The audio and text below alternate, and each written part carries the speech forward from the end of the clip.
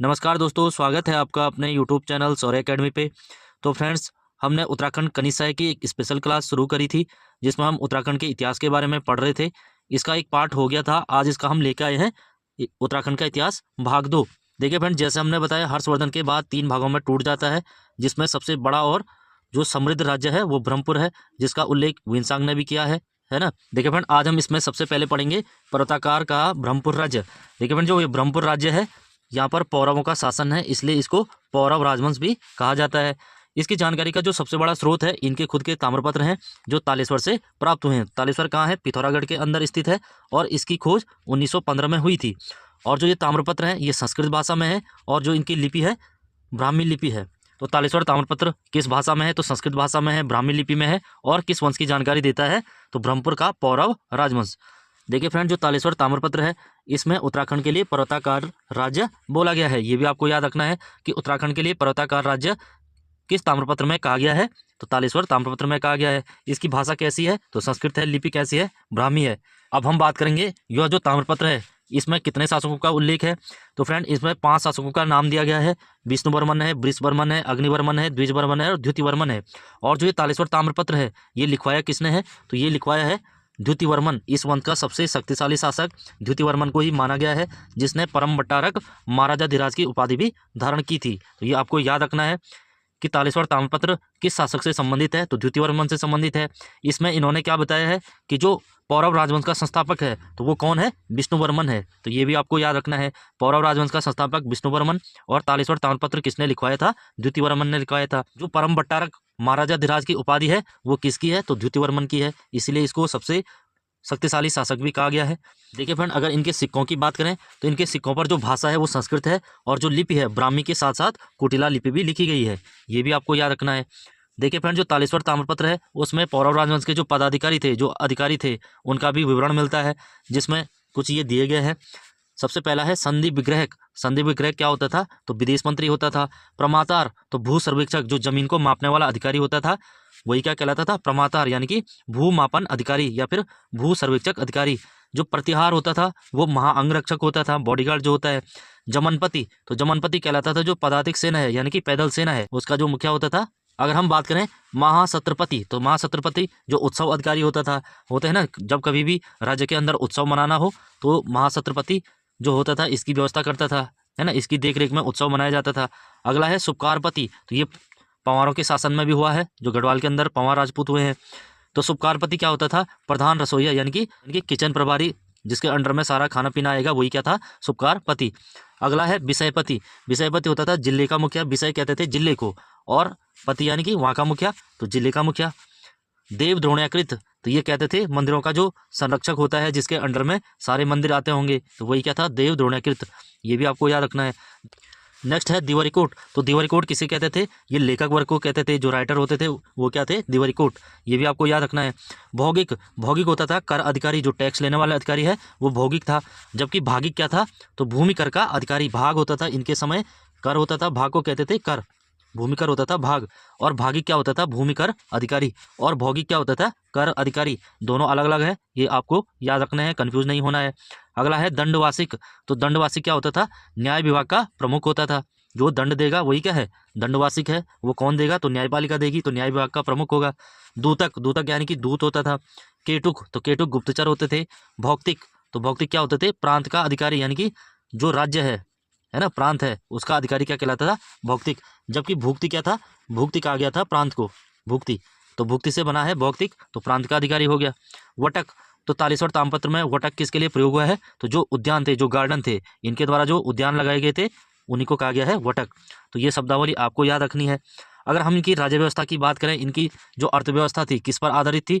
ये मुख्यतः भू राजस्व पर आधारित थी। साथ साथ पशुपालन भी इनका मुख्य पेशा था, पशुपालन पर भी ये आधारित थी, इनका आय का स्रोत था। अगर हम इनकी भू राजस्व की बात करें, तो उपज का 1/6 भाग भू कर के रूप में या फिर भू राजस्व के रूप में लिया जाता था। भूमि नापने की इनके समय प्रचलित 3 इकाइयाँ थी, वो कौन कौन थी, उनके बारे में हम पढ़ेंगे। देखिए फ्रेंड, जो भूमि माप की सबसे छोटी इकाई थी, वो द्रोणवाप थी। एक द्रोणवाप में 32 सेर या फिर 16 नाली होता था। ये भी आपको याद रखना है। एक सेर में आधा केजी होता है, 32 सेर यानी कि 8 केजी, 8 केजी यानी कि 16 नाली होता है। ये भी आपको याद रखना है। अगर हम बात करें इनका इससे बड़ा जो पैमाना था वो कुल्यमाप था, तो कुल्यमाप में एक कुल्यमाप बराबर 8 द्रोण था या फिर 256 सेर होता था। और सबसे बड़ी जो भूमि नापने की इकाई थी, ये इंपॉर्टेंट है, ये एग्जाम में आ भी रखा है, तो खारीवाप थी। तो खारीवाप में क्या होता था, एक खारीवाप बराबर 20 द्रोण या फिर 640 सेर। भूमि माप की सबसे बड़ी इकाई कौन सी थी, तो खारीवाप थी। अगर हम भूमि के प्रकार की बात करें तो इनके समय जमीन के दो टाइप थे, भूमि दो टाइप की होती थी। एक तो केदार यानी कि सिंचित भूमि जहाँ प्रॉपर सिंचाई की व्यवस्था हो, और दूसरी सारी होती थी जहाँ सिंचाई की व्यवस्था ना हो, उसे कहते थे सारी या फिर असिंचित। अब हम बात करेंगे जो तालेश्वर ताम्रपत्र है उसमें किस किस क्षेत्र का उल्लेख किया गया है, ब्रह्मपुर को क्या कहा गया है, जो भी उसमें उल्लेख है उसके बारे में हम फिर से थोड़ा बहुत और पढ़ेंगे। सबसे पहले उसमें ब्रह्मपुर राज्य का उल्लेख किया गया है जिस पर पौरवों का शासन है, और इसको साथ साथ पर्वताकार राज्य भी कहा गया है। पर्वताकार राज्य किस में कहा गया है, तो तालेश्वर ताम्रपत्र में कहा गया है। किसके लिए कहा गया है, ब्रह्मपुर और उत्तराखंड के लिए कहा गया है। अगर हम इसमें देखें ब्रह्मपुर के लिए क्या कहा गया है, इंद्र की नगरी, तो इंद्र की नगरी ब्रह्मपुर यानी कि इंद्र के नगर के समान उतना भव्य या उतना सुंदर ब्रह्मपुर राज्य हुआ करता था। दूसरा है नगरों में श्रेष्ठ, तो नगरी श्रेष्ठ कहा गया है ब्रह्मपुर राज्य को। इसका उल्लेख हुइनसांग ने भी किया है, जैसे मैंने बताया था अपनी यात्रा वृत्तांत या फिर अपनी जीवनी थी उनकी सीयूकी में इसका उल्लेख किया गया है। और बराहमिहिर जो चंद्रगुप्त विक्रमादित्य के दरबारी थे उनका एक रचना है मार्कंडेय पुराण, तो इसमें भी ब्रह्मपुर राज्य का उल्लेख किया गया है, ये भी आपको याद रखना है। अगला है कार्तिकेयपुर, ये कार्तिकेयपुर है, तो कार्तिकेयपुर का सर्वप्रथम उल्लेख कहाँ मिलता है, प्रयाग प्रशस्ति या प्रयाग अभिलेख किसका है, समुद्रगुप्त का है। समुद्रगुप्त द्वारा ये प्रशस्ति लिखवाई गई है ना, राजाज्ञा। प्रशस्ति यानी राजाज्ञा, तो राजा की आज्ञा के अनुसार जो लिखा गया है वही क्या है, प्रशस्ति या फिर राजाज्ञा है, उसी को कहते हैं प्रशस्ति। और किसने लिखवाई थी, समुद्रगुप्त ने लिखवाई थी। और किसने लिखी थी, ये भी यहाँ पर क्वेश्चन आता है, तो हरिसेन, समुद्रगुप्त के दरबारी कवि थे हरिसेन, तो इनके द्वारा लिखी गई है प्रयाग प्रशस्ति। देखिए फ्रेंड, इस प्रयाग प्रशस्ति में जो कार्तिकेयपुर है उसके बारे में कहा गया है कि इसकी स्थापना करवीपुर एक जगह हुआ करती थी, एक साम्राज्य हुआ करता था, उसके अवशेषों के ऊपर की गई है। किसमें कहा गया है, समुद्रगुप्त की प्रयाग प्रशस्ति में। और किस समय इसकी स्थापना हो रही थी, तो जब उत्तराखंड में जो पौरव थे, जो वर्मन राजा थे, उन्हीं के समय ये कार्तिकेयपुर की स्थापना का विकास प्रारंभ हो गया था। बाद में कत्यूरी आएंगे, इसको अच्छे तरीके से बसाएंगे और यहाँ शासन करेंगे, ये आप लोगों ने पढ़ा होगा। अगला है, इसमें उल्लेख मिलता है त्रियमपुर, तो त्रियमपुर किसके लिए कहा गया है, तो कत्यूर घाटी में बैजनाथ के आसपास का जो क्षेत्र है उसको कहा गया है त्रियम्बपुर। दीपपुरी, इसका भी उल्लेख मिलता है, तो दीपपुरी के लिए क्या कहा गया है कि यह बागेश्वर क्षेत्र में स्थित था। तो ये सारे उल्लेख हैं कहाँ पर, तालेश्वर ताम्रपत्र में। और किससे संबंधित है, पौरव राजवंश से संबंधित है, तो यहीं पर इनका लास्ट उल्लेख है। इसके बाद हम पढ़ेंगे जैसे ही करवीपुर में कार्तिकेयपुर नगर बसाया जाएगा, वहाँ पर एक नई सत्ता स्थापित होगी, कार्तिकेयपुर राजवंश। देखिए फ्रेंड, उत्तराखंड का पहला ऐतिहासिक राजवंश माना जाता है कार्तिकेयपुर राजवंश को। इनके टाइम पीरियड की अगर बात करें तो 700 ईस्वी से लेकर 1100 ईस्वी तक लगभग 400 सालों तक इन्होंने शासन किया है।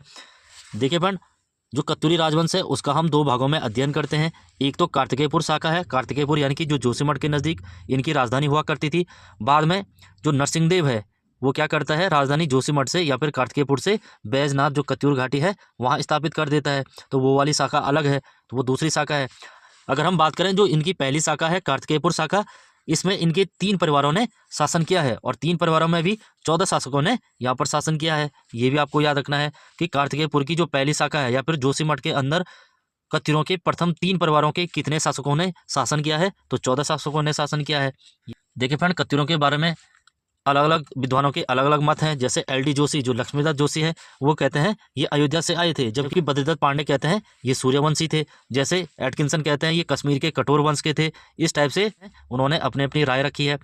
देखिए फ्रेंड, अगर हम इसमें बात करें, इसका जो पहला परिवार था और पहले परिवार का पहला वंश था बसंत देव राजवंश। इस वंश की जो स्थापना होती है कार्तिकेयपुर जोशीमठ के अंदर होती है। कौन करता है, बसंत देव करता है, या फिर इसका एक नाम और मिलता है मसंत देव। तो ये जानकारी कहाँ से प्राप्त होती है कि इसकी स्थापना बसंत देव ने की। इन्हीं की पीढ़ी का एक शासक हुआ है त्रिभुवन राज, और इसका है बागेश्वर शिलालेख, उसमें कहा गया है कि जो बसंत देव है या फिर मसंत देव है, इसी ने क्या की है, बसंत देव राजवंश की स्थापना की है। तो ये आपको याद रखना है। बागेश्वर शिलालेख के अनुसार त्रिभुवन राज ने किसे कत्यूरी वंश का संस्थापक माना है, तो कौन था, मसंत देव या फिर बसंत देव। देखिए फ्रेंड, अगर हम बसंत देव की बात करें, इसकी जो पत्नी थी साज्यनारा या राजनारायणी देवी इनका नाम था, और इन्होंने जो कार्य किया है, सबसे पहले इन्होंने जोशीमठ के अंदर नरसिंह मंदिर का निर्माण करवाया है, जहाँ पर बद्रीनाथ की शीतकाल में पूजा होती है। वो मंदिर किसने बनवाया है, बसंत देव ने बनवाया है। देखिए फ्रेंड, अगर हम इनके समकालीन शासक की बात करें तो इनके समकालीन शासक है यशोवर्मन जो मालवा नरेश हैं या फिर कन्नौज के नरेश हैं, और साथ ही साथ जो कश्मीर के शासक है ललितादित्य मुक्तापीठ है। देखिए फ्रेंड, जो ललितादित्य मुक्तापीठ है इनकी जानकारी का स्रोत है, राइटर हुए हैं कलहड़, कल्हड़। उनकी एक पुस्तक है राज तरंगिणी। राज तरंगिणी किसकी पुस्तक है? कल्हड़ की पुस्तक है।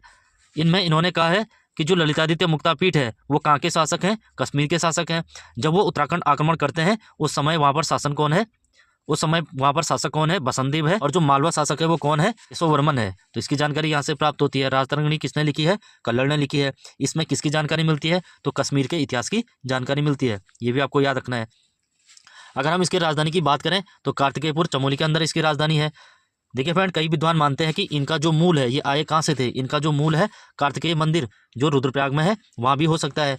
ऐसा इसलिए कहा गया क्योंकि इनके जो आराध्य देव थे कार्तिकेय थे, और कार्तिकेय का जो प्रमुख मंदिर है, जो मुख्य मंदिर है, रुद्रप्रयाग के अंदर है ना। ये आप लोगों ने पढ़ा होगा।